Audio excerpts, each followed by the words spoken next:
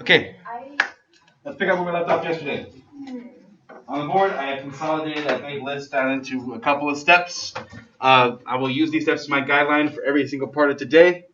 I will also be trying to do a small change because I feel like some parts of yesterday were not successful, so I want to make some small adjustments, see if we can make this even better. Today, we're looking at, again, 2 changes at a time and looking to see how they affect these basic facts about your function. Now, if you can determine each of these pieces, graphing your function becomes a matter of following your steps.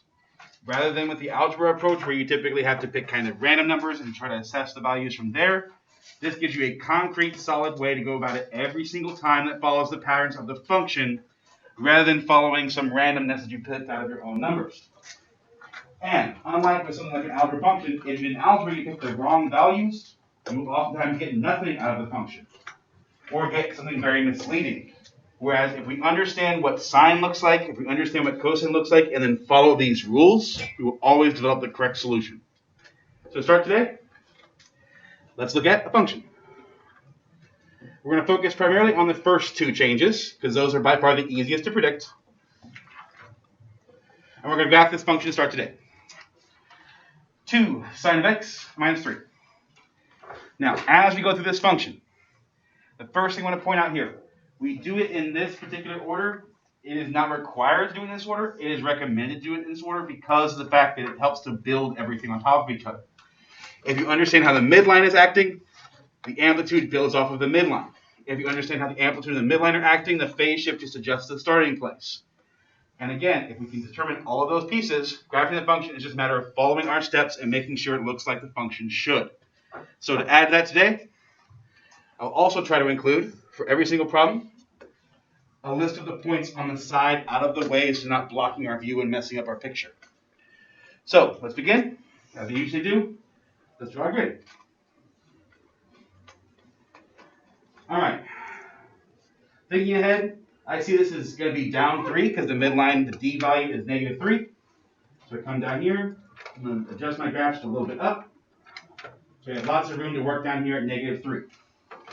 Now, the reason I list the first step is to analyze. Is because if you don't recognize what each number is in the problem, answering these 4 questions becomes incredibly difficult. You have to know that the first number, the midline, comes from this outer value d. You have to know that number in front of the sine or the front of the cosine makes the amplitude. That's your A. If you don't have a concrete idea of where those numbers come from, answering these 4 questions becomes very difficult. Therefore, graphing it becomes almost impossible. So again, I look at the picture. I see I have a 2. That's my A value, so that's going to affect my amplitude. This minus 3 is outside the parentheses, so that's my D value, so it's going to affect my midline. And then I start putting one piece at a time. First piece, midline. Midline's at negative 3, so I go down 3. There's my midline, and I make it go across. Now again, we're going to focus on doing one period of this function. If I want to do more than one, I just duplicate this farther to the left and farther to the right. Next phase, once I've got my midline in place, I put in my amplitude. Amplitude is how far up and down we go from the midline, not from the origin, from the midline.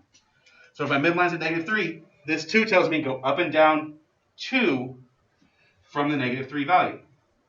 So my midline is at negative 3. My amplitude is going to be up here at negative 1, because that's 2 away above, and at negative 5, because that's 2 away down below.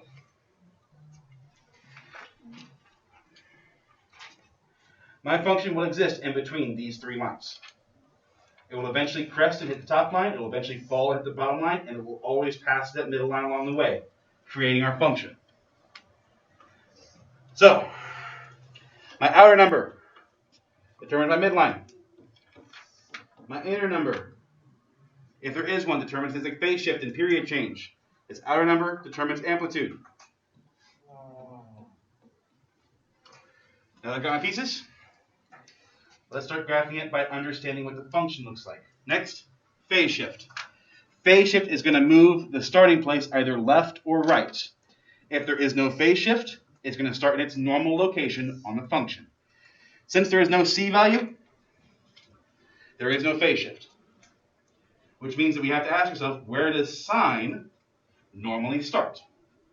If you think about it in terms of the axis, that gives you one answer. If you think about it in terms of these terms, it gives you a slightly different answer. Sine always starts on the midline. That's key. Some people will look at it and say, it always starts in the origin. Yes, that's true, but it's true because that's where the midline is on the normal function. It always starts on the midline. Cosine always starts on the amplitude. So again, knowing the function determines where it will start. So my first value that I know is that this function starts at 0, 3.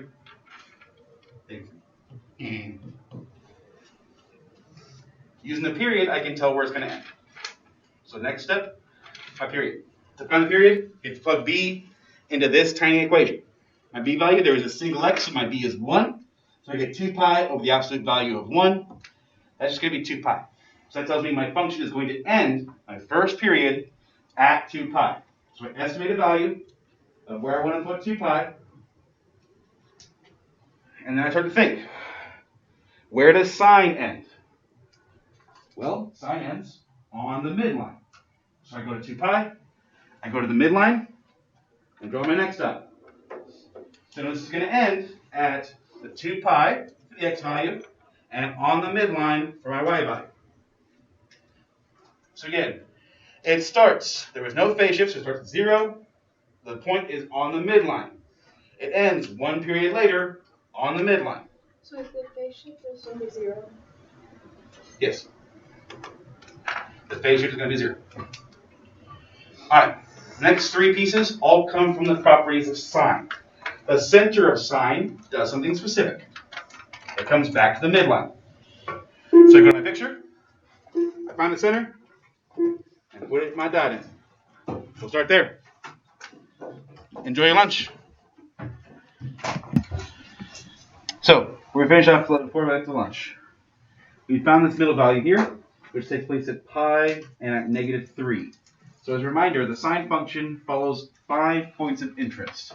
There is a first value, a last value, a middle value, and then middles of middles. Each one does something slightly different, but sine always follows that form. It'll always start on the amplitude, and on the amplitude.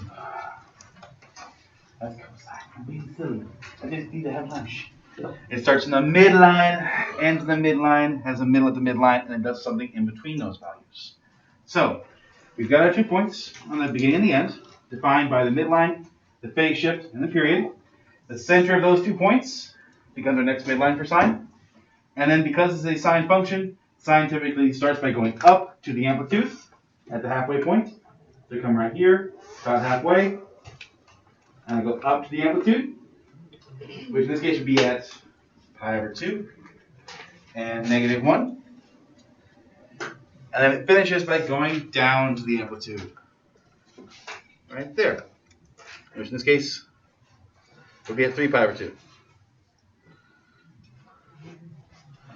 So at 3 pi over 2, it'd be at negative 5.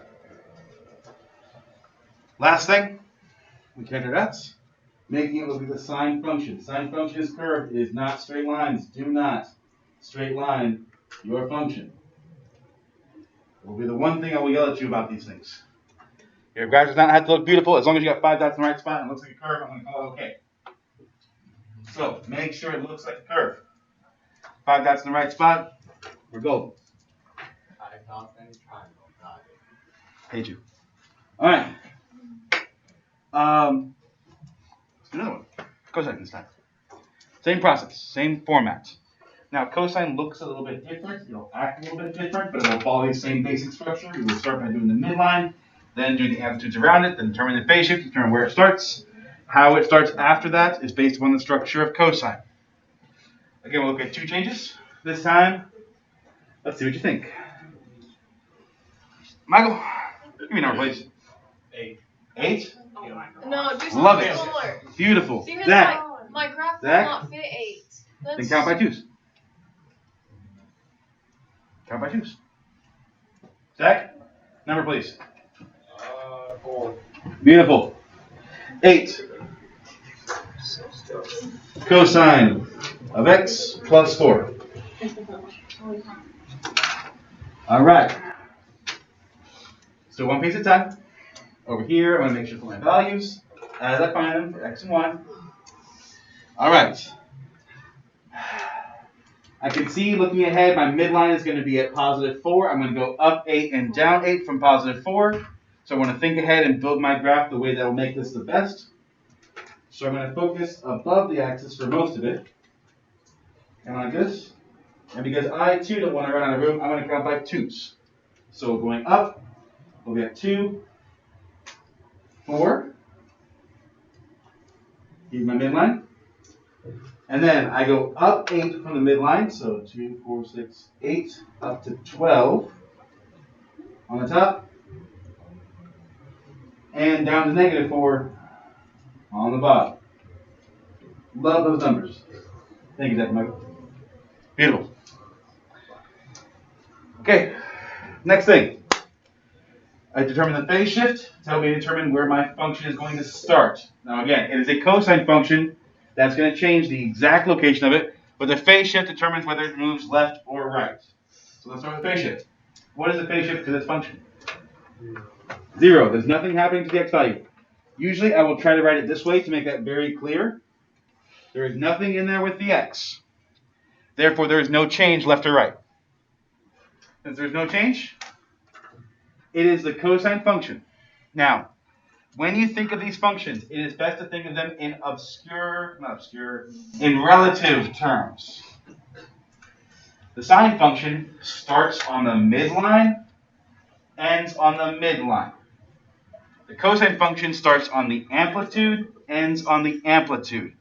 If I think of it in those terms, it's less common for me to make mistakes because everything is built upon those two things when I start, the midline and the amplitude. So, let's begin. Cosine.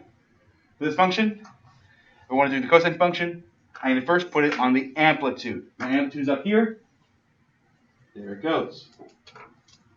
My first point is at 0, 12. I use my period to determine where my ending point is going to be. Remember, it's going to go that distance to the right. So, my period. Again, there's no value for the b. It's a 1. So I plug in 1 to my equation. 2 pi over 1 is just 2 pi. So again, we'll end at 2 pi. I put my 2 pi in its spot. This function will end wherever 2 pi is, but it will end up here at 12. So it starts at 0, 12. It'll end at 2 pi, 12. Where does it go? The 12? The midline is at 4. We go 8 above 4 to determine where the amplitude is going to be, and 8 below 4 to determine where the other amplitude is going to be. The midline is always 4, right? Hmm? The midline is always 4. It's this number. Oh, that's it. Okay. Yep, this gives us our midline. And this tells us what the amplitude is.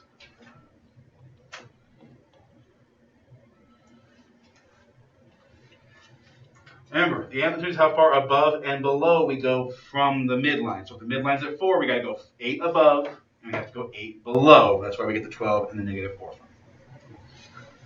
All right. In a total of 5 points, we've got the 2 endpoints. Beautiful. They match the cosine endpoints, being on the amplitude and on the amplitude. Next step. Put the next piece in the right spot. The middle. For cosine, what happens in the middle of the cosine period? It's that bottom spot on the period. So we go here. We find the middle spot. In this case, it's going to take place at pi. And we draw our dot. So in this case, at pi, I'm down here at negative 4. Because again, cosine starts high, ends high, and in the middle, it's the bottom. It makes this nice, beautiful curving path, exactly as drawn over here on all the pictures. Okay, and then halfway in between, something happens for cosine. Halfway between these two dots, I cross the midline. Exactly halfway between. So come here, find my halfway point, which is right there, and that's where I touch that midline. Now this is at pi over 2. So my next dot will be at pi over 2, comma 4.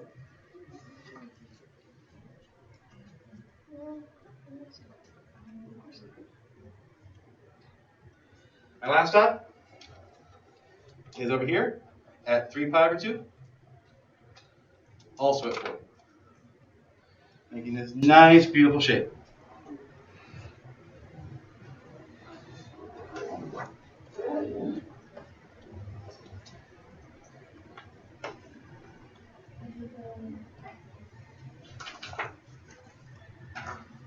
Now, somebody in last block was like concerned because they were having troubles finding some of these values. They were okay with the right-hand side because that's the easy side.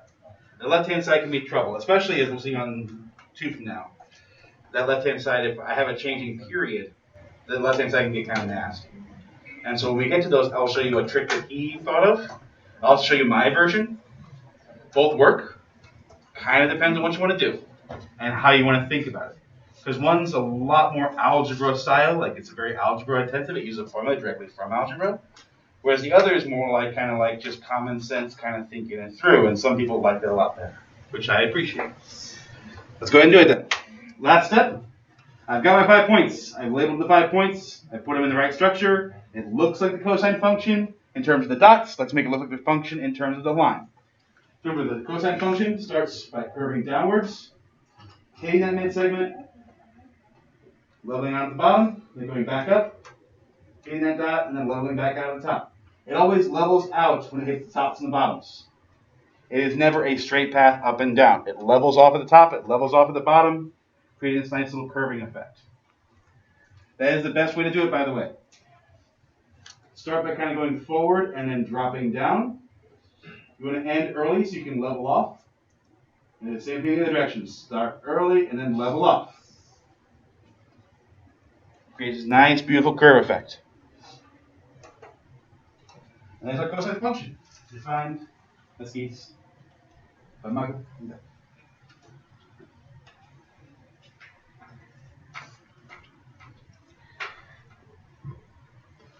I'm going to do one more of this style before we look at one where the period changes. How do you know where to put the point where it says 3 pi over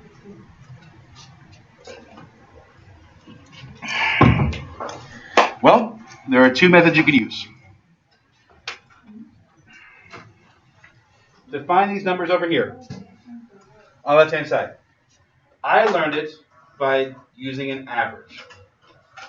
So what I do is, and this is the algebra version of doing it, it's algebra intensive, meaning I use an algebra formula to find it, and I find the solution by using a calculator usually. Here's how I do it. The first 2 are easy. It's the beginning and then the period, right? To find this first one, I usually find this one next. And what I do is, I do an average. I take the first number plus the last number divided by 2. So I take 0 plus 2 pi, which would be 2 pi, to divide by 2, which is why this number is pi. Then to find the other ones, I do the exact same thing. But because these ones are weirder numbers, they give me slightly weirder values. So again, if I want to find this next number, so to find that first one, I plug in 0 plus 2 pi divided by 2, and that's where I get pi from. To get this value instead, I have to choose different numbers to plug into that equation. I have to choose the 0 number and the pi. So I plug in 0 plus pi over 2, which is where I get pi over 2 from. Again, it's halfway in between. This is, again, it's an algebra formula I'm using here. Because, again, I want it to be halfway in between. That's what the picture does. The picture does it halfway in between, and it does it halfway in between again. How do you get the y value? Oh, the y value? Oh, that comes from where the amplitudes and the midlines are.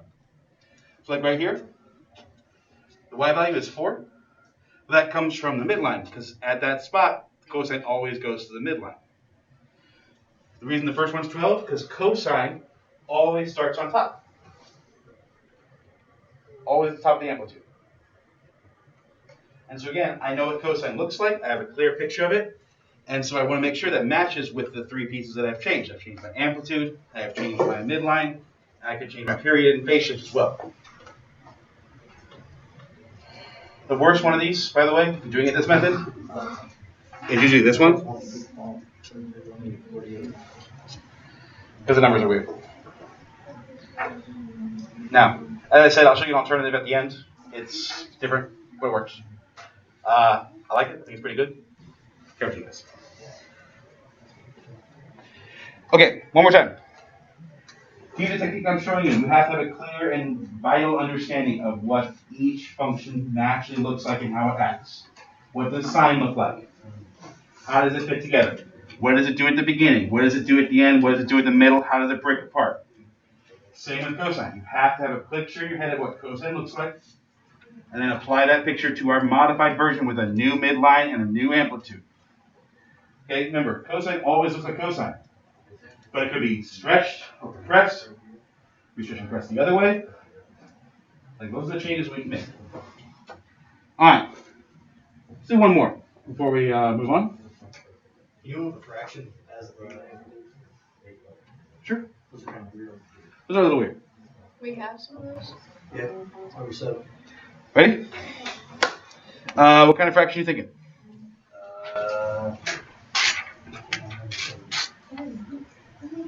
How about this? In fact, I'm going to make it one step harder. Instead of adding something at the end that'll change the midline, what if I did this? All right, take a second. We're going to start right here. This will be our next problem. So, as Michael points out, this has a fractional amplitude instead. That's not going to change as much as you think it's going to. Okay? I've also added a negative out front. That will cause an interesting change, but it'll happen more towards the end. The first few steps will stay consistently the same for this problem. We will determine the midline. We will determine the amplitude based on that midline, and then we will begin to bounce back and forth following cosine's pattern. Here we go. Our picture. So I can see there's no value for the d value, right? So I'm going to have no change in the midline, so we're going to draw this nice in the middle. Like so. Beautiful. Now, to make this really super easy, like I said, the midline is going to be on the axis. The amplitude, remember the amplitude is the absolute value of that front number. So in that case, the amplitude is 3/2. I'm going to make sure my top is 3/2 above the midline, and my bottom is 3/2 below the midline. If my midline is currently here at 0, I got to go 3/2 up, I got to go 3/2 down. To help me do this, I'm going to count by halves. So this is positive 3/2, and this is going to be negative 3/2. See you, Doug. See you. So again, I'm not changed anything so far about the problem, even though I have a weird number. I define the midline first. There is no d on the outside, so my midline must be at the x-axis. My amplitude is above and below that midline, so if it's 3.5, it's got to be 3.5 above and 3.5 below.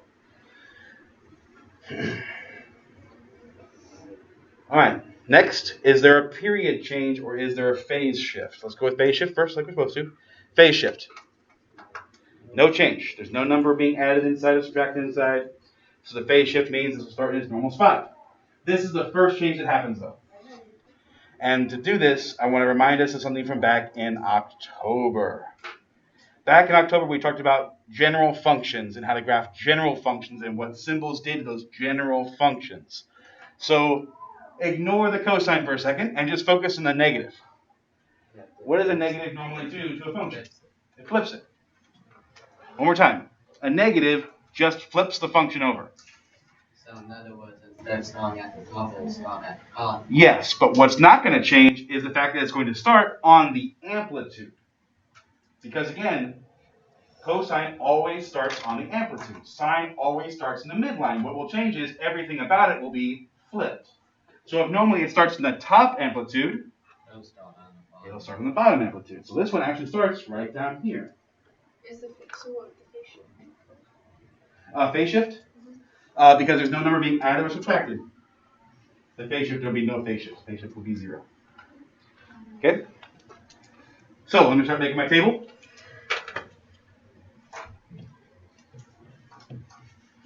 So this time my first point is at 0, -3/2. All right. Is there a change to the period? No, because remember my b value is 1, so it's still going to be 2 pi. So I go 2 pi out.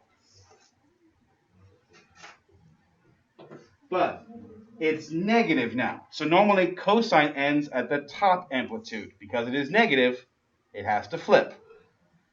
So this means that it's going to end down here, but it's still at negative. It's just still at 2 pi. So notice I'm still starting on the amplitude and ending on the amplitude. That fact does not change for cosine. In the middle, I will still flip to the opposite amplitude. Like those facts never change. All that can change about them is, did I start on the top or the bottom? Did I shrink it or expand it? Like those little things. But I'm still maintaining all of these facts about it. There's still a midline. There's still an amplitude around that midline. I'm still starting in a certain spot and ending in a certain spot and bouncing in between them. Well, let's finish this. So 2 pi. All right. Halfway in between. Cosine normally hits the bottom amplitude, but because it is flipped, it will now hit the top amplitude. Again, that negative sign is going to do most of the work for this problem. It's still a cosine function, so halfway in between, something interesting is going to happen, but this time it's just reversed. Instead of hitting the bottom, it hits the top. But again, it's still hitting the amplitude. That's what matters. I started on an amplitude, halfway in between, I'm on the opposite amplitude, and I'm back on the same amplitude to finish. Like those facts never change, because that's what cosine does. All right, and then halfway in between, some neat stuff happens. So we got here pi at pi over 2, and in this case at 3 pi over 2. These are the most common if there is no phase shift and no period shift.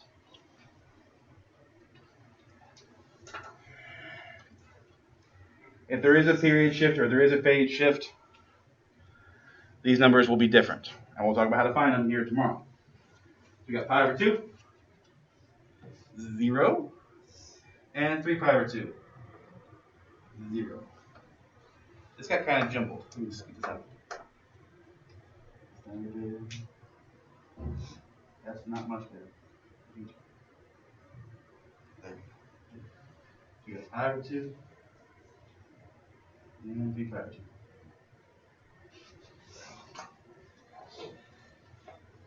Last piece. Let's put them together. Make one arc out of this. So again, start here. Get that top one, level off.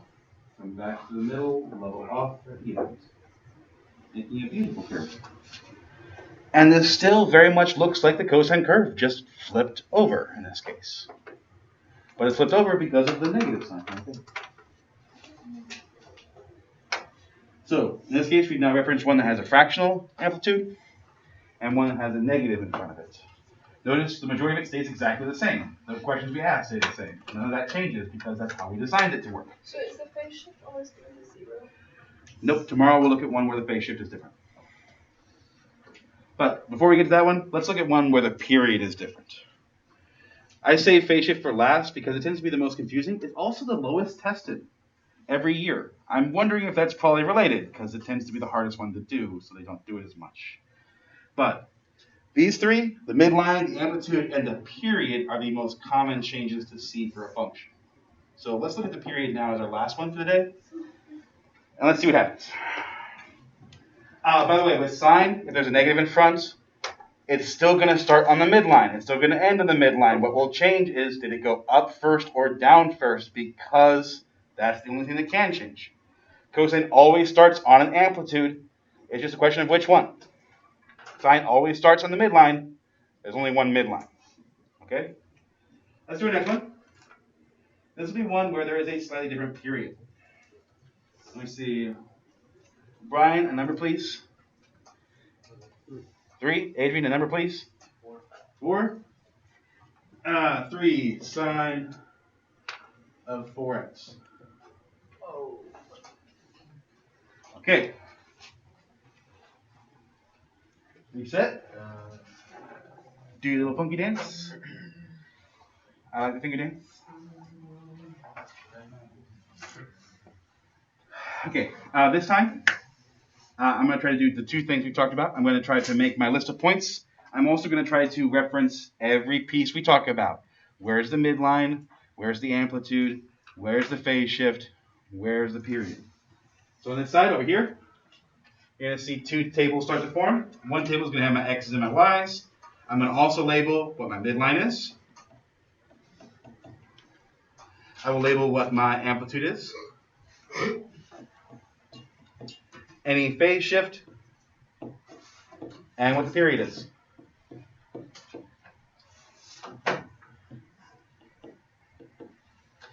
Let's take it one piece at a time. All right, midline. It's a 0, so that means it's going to be on the x-axis. They come over here. It's a 0, which means this is going to be on the x-axis. If it's a 2, that means go 2 up from the x-axis. If it's a 7, it means go 7 up from the x-axis. If it's a negative 4, it means go 4 down from the x-axis. Who's there?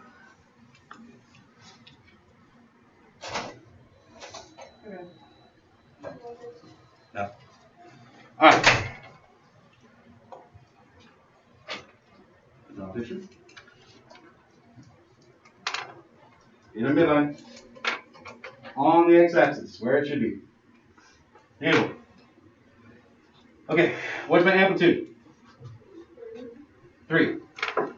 So, as a reminder, what does the amplitude mean in terms of the picture? 3 up from the midline, 3 down from the midline.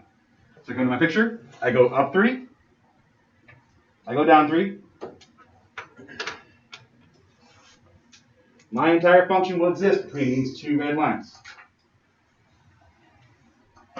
All right, phase shift. There is no phase shift. Again, there's nothing being added or subtracted inside, so there's no phase shift. All right, the fun one, the period.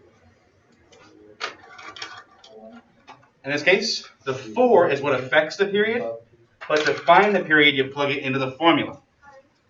So in this case, I plug 4 into this formula, and I end up with pi over 2, which means every pi over 2, this will complete one cycle. In other words, that's happening 4 times as fast. That's what the 4 means. It is happening 4 times as fast to do one cycle. If it was a 3, it'd be 3 times as fast. A 2 would be twice as fast. So, every pi over 2, this will complete one cycle. Let me put this in the picture. All right, starting place. It's a sine function. Where does the sine function begin? At the 0 and on the midline. Right there. So in this case, 0, 0. Where is this going to end? At pi over 2 on the midline. So I go over to pi over 2. I make a rough estimate. Let's go that pi over 2. Why not? Again, my big thing is that it should look sort of to scale. If you make 2 pi be 8 little blocks, then pi over 2 should be smaller than that. Okay? Just make sure it looks about right. It'll help to make sure that there's no other problems later on. Okay? If you make your pi over 2 and your 2 pi look the same, then all your pictures are going to look pretty much the same. It's going to be really weird. You're not going to get a whole lot out of it. So, all right. That means this sine function will cycle one time in between these two dots. That's one quick cycle. All right? Let's go ahead and go through it again. Over here, at pi over 2, it's going to finish its cycle. All right. The sine function, halfway in between, what does the sine function do? It goes back to that midline again. So kind of about halfway in between, which is right about here. All right, in the picture, that's easy to do. Over there, it's a little tougher. So what is halfway between 0 and pi over 2? Pi over 4. Again, I use the midpoint formula, where I take my first value, which is 0, plus my second value, which is pi over 2. I add them together and then divide by 2. That tells me that number. Again, it's in the middle of my two outside values. So right here is pi over 4. I'm not going to put the pi over 4 in the picture because it's going to make it real nasty if I do. That's at pi over 4. All right, so I've got my two endpoints. I've got my middle point. What happens in that first grouping? It reaches the maximum for my amplitude. So come up here. Halfway between these first two, it's going to reach a maximum. So this is going to be a pretty tall hike up here. And again, halfway in between that two, I find algebraically. I take these two values, I plug them into that formula, and it pops out pi over 8.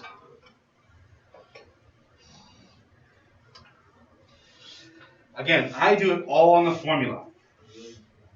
I will show you guys a different way when we get the chance tomorrow. It's a little different, and you may love it or you may hate it. I don't know. I do it all in the formula. So again, I plug the two values around it to find the middle value. This last one is the same thing. You plug in pi over 4 and pi over 2. When you do that, you get 3 pi over 8. And that'll be at negative 3. Because again, on the second grouping, it hits the bottom amplitude. Like that. Creating my beautiful sine curve. One cycle completed from 0 to pi over 2 with an amplitude of 3. I think it's beautiful. I want to cry. It's so beautiful. So again, I pull these numbers by plugging into this midpoint formula, which is from, again, it's seen in Algebra 1. It's also seen in geometry. I'll show you guys tomorrow a slightly different method that works fine. It's just different. It's a lot more of a bigger formula, but it works every time, which is kind of nice for some people.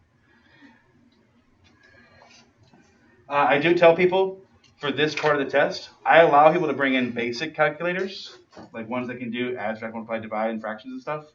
I don't let them bring in graphing calculators. That's what this test becomes.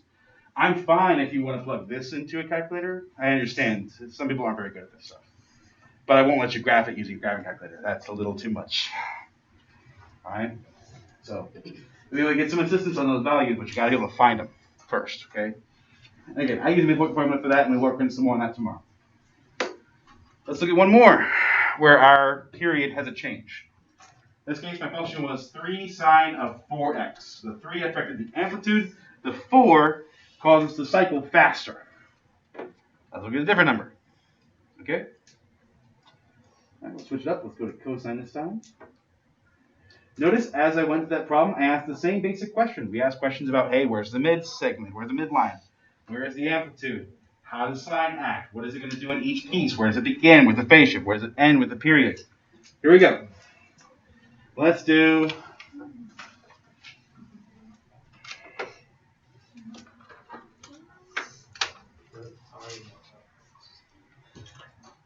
you want to do pi? You're a dangerous person. Why does he get to pick everything we do? I wanted to pick that time. Did you want to pick? Yeah, I did. I mean, I think he's actually quoting a homework problem, which we'll talk about on Monday anyways. But if you'd like to choose one in between now and then, maybe have an easier one today. Well, I guess do a homework one. I mean, On Tuesdays. if you're gonna do it for us, might as well just do it. No. You wanted to choose Remy. I will let you choose that number. You can pick any number to your heart's I want delight. to pick 3. Douglas, You want to pick 3? pause that. If you didn't use pi for x, it just cancel out and be 2, right? Yes, the period would be 2. Okay. It actually makes the graph a lot easier. Yeah. You're going to see later on in the semester, when it has pi inside, It's those are ones you really want to do because they're much easier to do. The numbers are much nicer. But we'll see. All right, so Remy has 2 cosine of 3x. Beautiful. I'm going to focus on it the exact same way. So this time I will again list out all my pieces. I'm going to shorthand them a little bit. So I'm going to have my midline, I'm going to call M. Amplitude, I'm going to call A. A phase shift, I'm going to call BS. And our period, I'm going to call P. I thought you said BS. No, I call BS some other things. Ah! No? The lamest joke I can think of. Alright. Let's do it.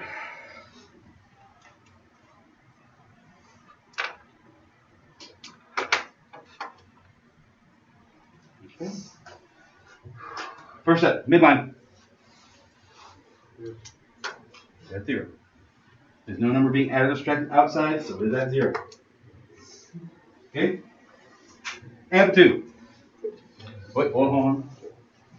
So be at x-axis 0. Amplitude is 2. Down here, I go to 2.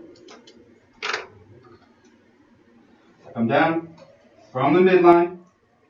Again, I'm always thinking I'm doing this from the midline. Yes, it is 2 and negative 2. That is not always the case. Always think of it from the midline. That's why we do the midline first. Phase shift. Isn't any? There's no number being added or subtracted. Period. 2 pi over 3. We plug that 3 in that little equation. So it says 2 pi over b. The b value in this case is 3, so we get 2 pi over 3, meaning that for this function, it will start at 0 and end down here at 2 pi over 3. All right, but it's cosine. Where does the cosine function normally begin? At the top on the value of 0. So for us, I go to the upper amplitude. There's my dot. That is at 0, 2. Where does cosine normally end? At the top. So we're going to go for 2 pi over 3. Where it's supposed to end. And put a 2 there as well. I started at the top and cosine's still here. Alright? Halfway in between, what does cosine do? It reaches the bottom. So go halfway in between, which in my picture is right about here. It's easy to do in the picture where I have to make it right is over here. What's halfway in between those two values? Pi over 3. Again, I could use the formula to do that, or I could do it by hand. Alright, these last two are kind of fun. What happens halfway between the top and the bottom? And go right to that middle. And the same thing on the other side.